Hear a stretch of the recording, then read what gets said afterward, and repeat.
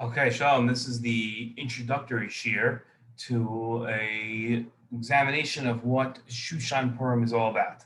So that's what we're going to be looking about. Shani Shushan means that Shushan is different. The city of Shushan is different, and we're going to be trying to understand the nature of Shushan Purim and what Shushan Purim is all about. Okay, so the first source that we're going to see is the Mishnah. The Mishnah says as follows that Megillah Nikres be'echad asar v'shneim asar v'shlosh asar v'ava asar chamisha asar lo pachas lo yoser. That the Megillah could be read on the 11th of Adar, the 12th of Adar, the 13th of Adar, the 14th of Adar, the 15th of Adar, but not earlier than the 11th and not later than the 15th. The Gemara says, Amar of Shemen bar Abba Amar Rabbi Yochanan Amar Kral L'Chaim Ismei Purim Eila Bizmanehem Zmanem Harbe Tiknuhem. So they and there are many days that are set aside for Purim. It's not just one Zman, one day for Purim, but there are many days set aside that you could have days for Purim. Most of these days are days where there's a marketplace issue where you don't have a minyan and there's not a lot of people, so you'd have to advance the reading till the 11th or the 12th when people are in the cities. But the point remains that many days were set aside for Purim. Okay, the Gemara says, if the 14th of Adar falls out on a Monday, so in the cities will read on that day, and walled cities read the next day. The Gemara says, so where do we get this idea that walled cities, that cities that are walled from the times of Yoshua, right, that they read on the 15th? So where does that come from? That comes from Shushan. Which begs the question of what's the connection between cities that were walled from the times of Yoshua and Shushan, which celebrates on the 15th. What's the conceptual connection between the two? Okay, going on, the Gemara says, El Shushan da'ata kaman, lok farm loku mufkafim, amarav amari like kadi, shani Shushan hol v'nasa ba nes. Okay, so what where do we get this idea that Shushan should read on the 15th, right? So Shushan reads on the 15th because that's where the miracle occurred, okay? And Rashi explains, here in source number 6. So Shenitan lahem gam machar lasos kedas hayom, because it was given to them, as we'll see soon in our learning, we're going to see in the sources that that they were given the next day to do exactly like the 14th. They were given, the 14th, they were given like everybody else was given the 13th to do more war. They were given 2 days to kill those that hated them, to kill those that wanted to kill them. So therefore, since they were still fighting on the 14th, they did not rest until the 15th. And therefore, Shushan was set to read on the 15th for generations.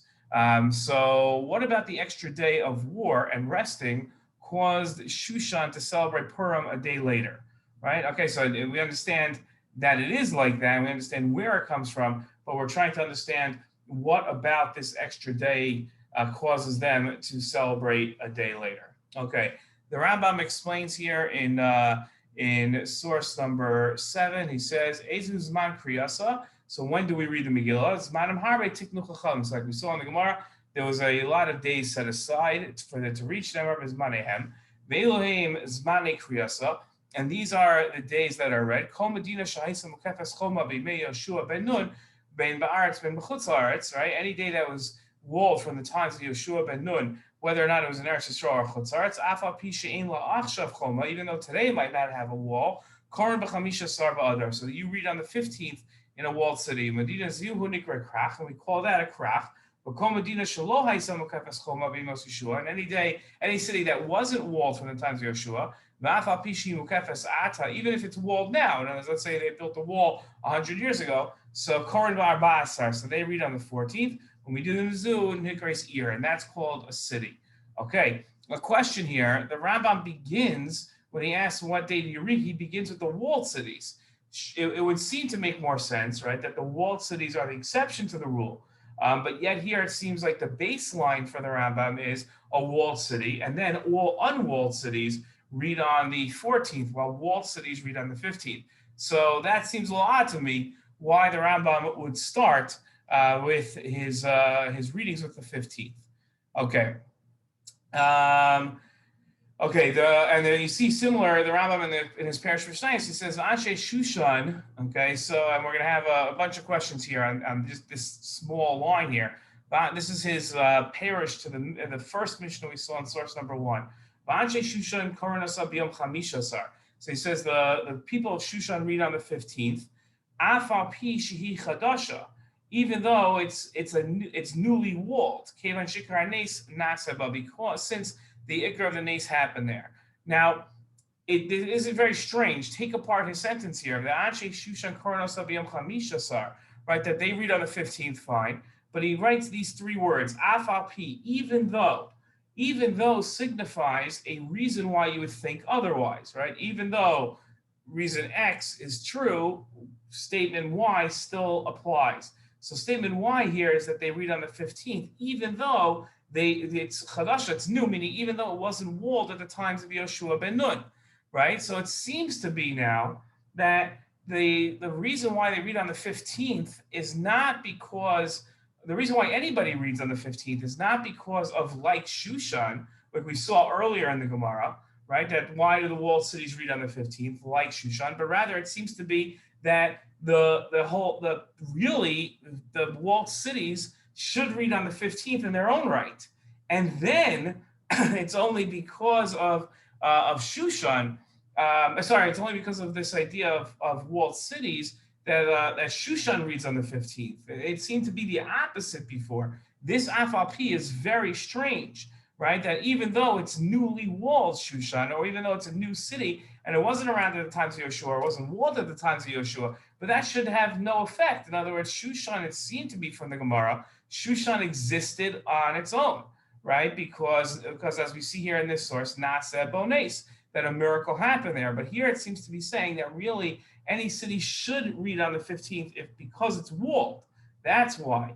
The idea of Shushan comes later. Okay, so shouldn't the Rambam have written this differently or not written the Afal Pi at all? Okay, then the Rambam says that we read on the 15th, in Shushan, the Afal Pi Shehi Chadasha, Kevan She'ikar Hanes Naseba, because the Ikar Nes, the main miracle happened there. So what does he mean by the main miracle happened there?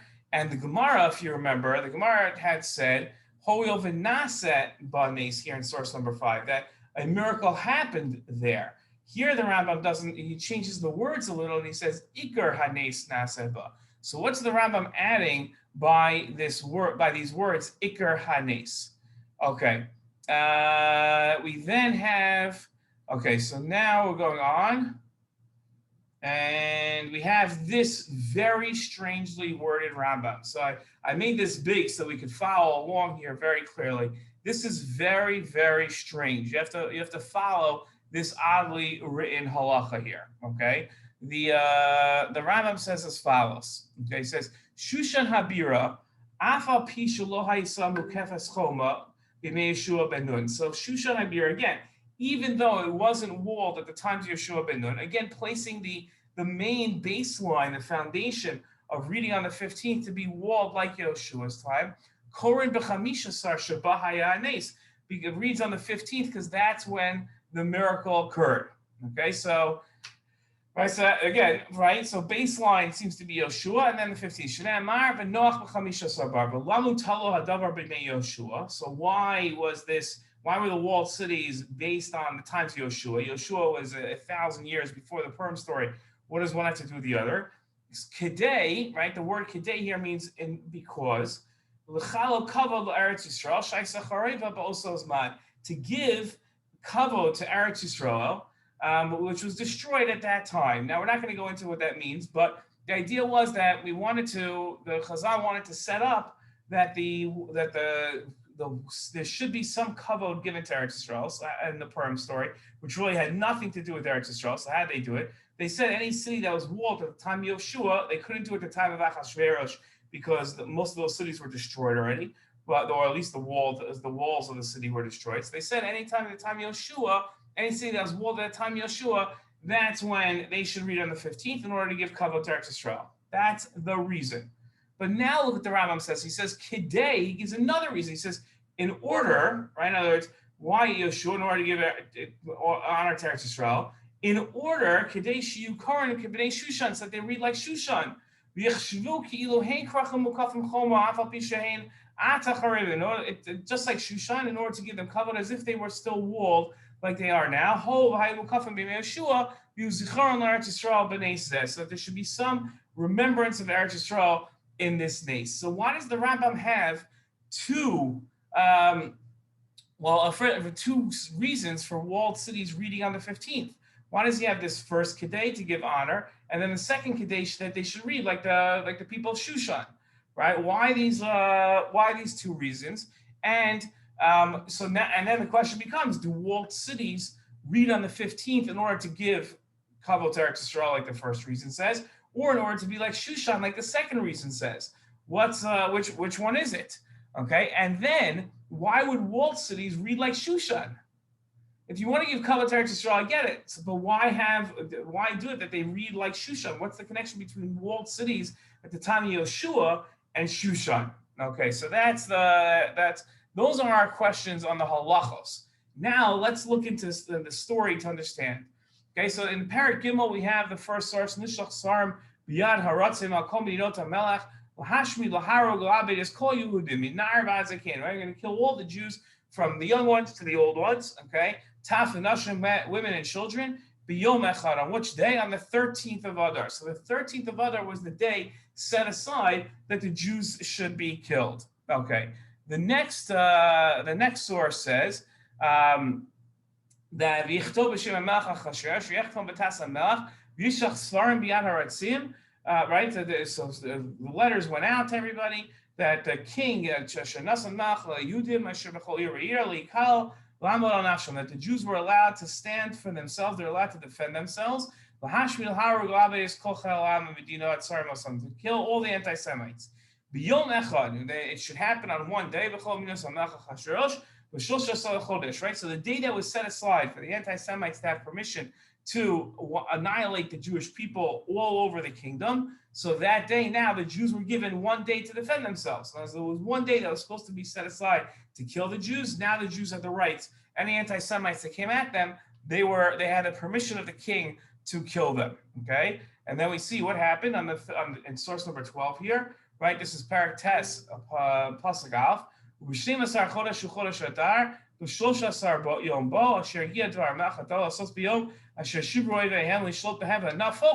So everything switched. It went from the day that the Jews were supposed to be killed to the day that the Jews killed their enemies. Right, so everything switched over. Okay, that's the idea. Okay, then it says in the number 13 here. What happens now in number 13? So it says right. So on this day, the number of killed came to in Shushan alone on the 13th of Adar. How many people were killed was brought to the Melech. So now the king tells Esther that there were 500 people killed, and they hanged they killed us. They didn't hang them. Sorry, they killed the 10 sons of Haman. Okay, and then they told them what else happened, and then all over the country what was going on. The reports started coming in, and the king relates it to Esther and says to Esther, "Are you happy? Is there anything else that you want?" Okay, so the Ibn Ezra. No, sorry, wait, did I list Makor? I don't have it here. I'm sorry. The Ibn Ezra says, I'm sorry, I missed one putting down. The Ibn Ezra says, "Soni Yisrael higidu es hadavar lemelech." It was the anti-Semites were the ones that brought this news to the king. Okay, because they were hoping that by telling the king 500 people were killed in Shushan and they hanged your number two's sons. They were hoping that would get the Melech Yisrael. Maybe he'll get angry at the Jewish people. So Esther, seeing these people that hated the Jews, the anti-Semites, come to Achashverosh to try to get him to change his mind, to be angry at the Jewish people, and then give them a chance. So now Esther comes along, right? V'tomer Esther Mamach Tov Yinaten Gamal Mochar LeYudim Asher Shushan Na'asa Kadas Hayom V'Asasaras B'nei Haman Yitloitz. Give us one more chance to go in Shushan and have tomorrow also a day that we can kill our enemies, and give me permission to hang Haman's 10 sons that we just killed today on the tree. What was the idea here? So the Rambam explains, it was clear to Esther by these people coming up to Achashverosh to give the reports that there were still enemies of the Jews around. There were still anti-Semites around in Shushan. Because that's where the leaders of Amalek resided. They were in Shushan, so they realized that they're still around. And that's why she asks the king for one more day. And then she says, let's hang the 10 sons of Haman, so everybody gets the message that they're having one more day to do this, and it does not pay to be an enemy of the Jewish people. Okay, and then going on into source number 17. So now what happens? So now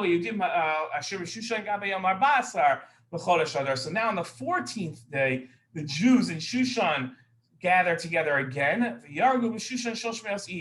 right? And then they kill another 300 of these remaining enemies. Okay, so that's what happens in Shushan. Now we see okay,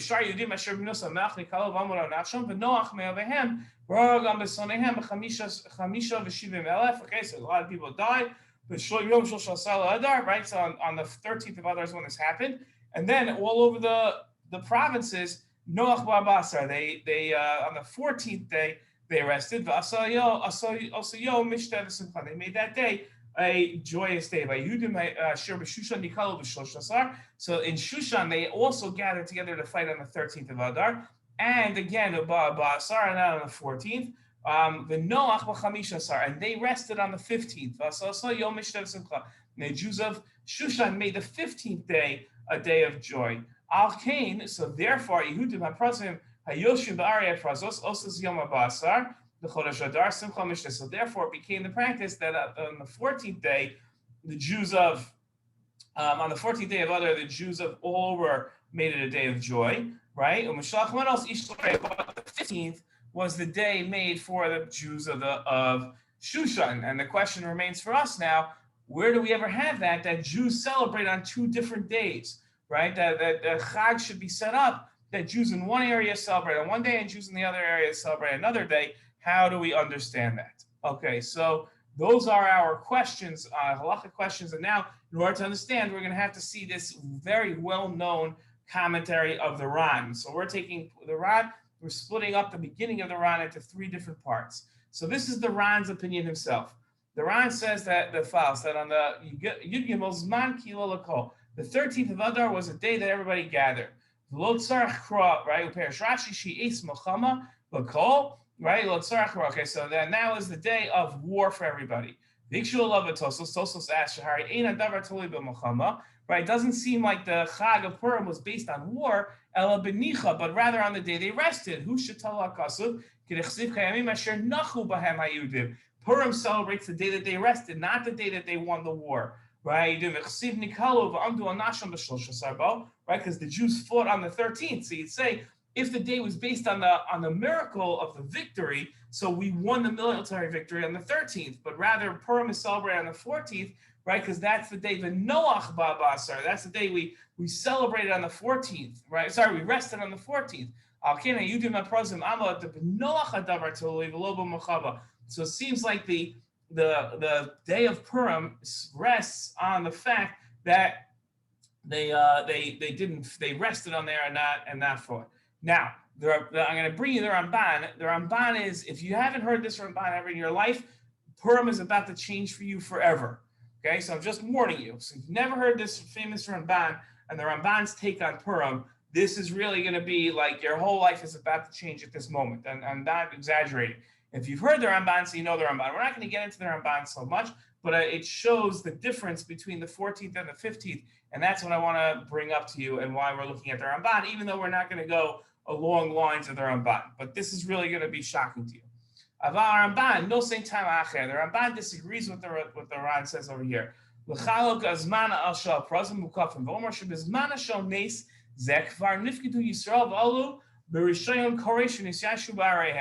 And the days, we generally assume that the order of the leaders was Achashverosh, and then after Achashverosh was Koresh. But the Ramban has it that Koresh was first, and most of the Jews had already made Aliyah to Israel by the time Purim happened. And they were already living in Israel, in the cities of Israel. Even though Haman already said that the Jews were spread out throughout the kingdom, right? He disagrees. He says that most of them, right?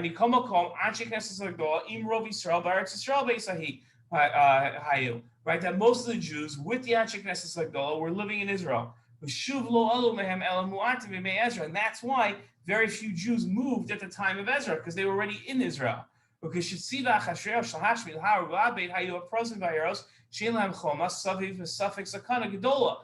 so the cities that were not walled, the day of the 13th of Adar was very dangerous for them because there was no protection for them. They did not have walls to protect them. Right? So what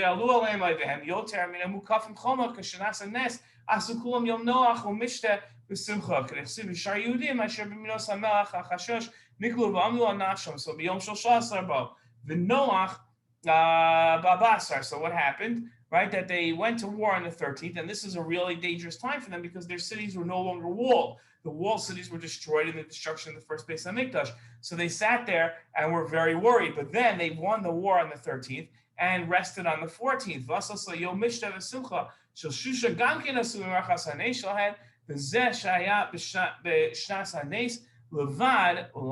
so Shushan had a whole different miracle because all the rest of the Jews, most of them were sitting in Israel.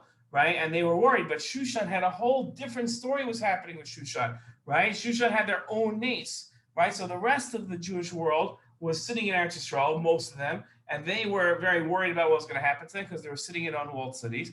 They went to war on the 13th. They defended themselves on the 13th. They won the military victory on the 13th. And the 14th, when the day that they thought they would all have been annihilated, was actually a day that they rested and was a day of joy.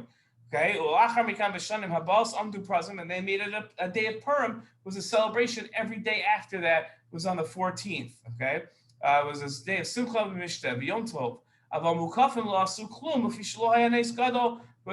But really, the cities that were walled in Shushan, it wasn't that big of a miracle that happened to them, and they never really had. This is crazy. They never really instituted a day until much later that they should celebrate Purim going on. Okay. That's the Ramban. If you never heard about it before, I'm sure you're sitting in shock, but because it's nothing like we've ever been taught before. But if you have heard the Ramban, okay, but we're not going to be looking at the Ramban Shita so much. We're going to be looking at the Ran here in number 14, okay? Yeshkan Sheila, the Ran asks, Maro Anshe Knesset Agdola L'chalach Mitzvah Yom HaChalukim L'kva Yom Yuchad L'Prozim Yom Yuchad L'Krachim Mashein Kem Shar Mitzvos Shar Torah Achas Mishpat Echad. Right, so why here did Chazal see fit to split the day into two? It should have been just one Purim, make it either on the 14th or the 15th, but make one day. Right, we always say that there's one Torah for everybody. So he says, Yesh Lomar, Nesha Yudim Hayushim Ba'arei Aprazos Vayudim Asher B'Shushan Lo Nachlu Ma'avhem B'Yom Echad. The reason is because the Jews sitting in the other cities around the world besides Shushan had one day that they were able to rest from their enemies. And Shushan had a different day, right? Shahar Yehudim HaPrazim Nachul B'Abasar, because the Jews in all the other cities rested on the 14th.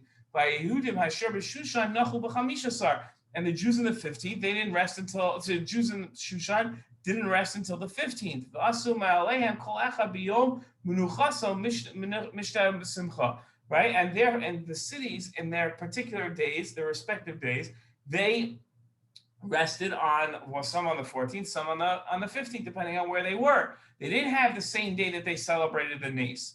Right? So when they set up the day that it should be a Yom Tov going forward forever, they set the day up based on the day that they rested. Because that's